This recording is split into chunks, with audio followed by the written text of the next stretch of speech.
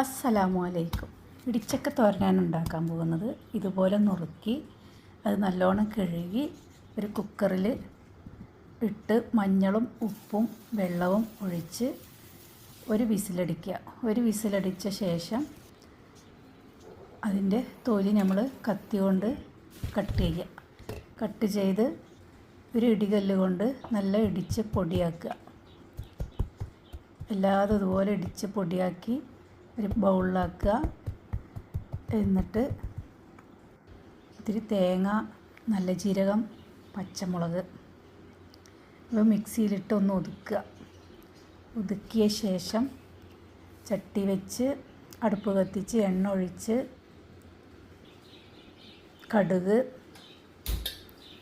ഒരു 4 ഉള്ളി അരിഞ്ഞത്, കുറച്ച് മഞ്ഞളും ഇട്ടിട്ട് വേണം ഒതുക്കാൻ തേങ്ങ.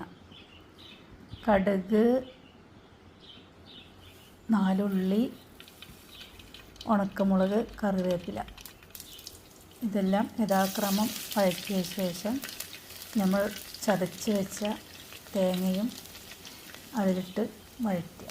നല്ലൊന്ന് ചൂടായ ശേഷം ഇടിച്ചക്ക അതിലിട്ട് നല്ലോണം ഇളക്കി മിക്സ് ചെയ്യുക.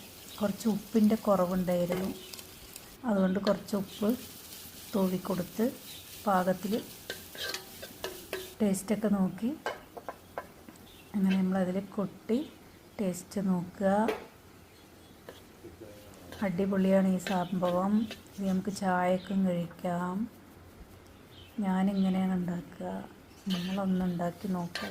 നല്ല ടേസ്റ്റ്, ഉഷാറായിട്ടുണ്ടാവും. ചോറ്റിനും കഴിക്കാം, ചായക്കും കഴിക്കാം. ശരി, അസ്സലാമു അലൈക്കും.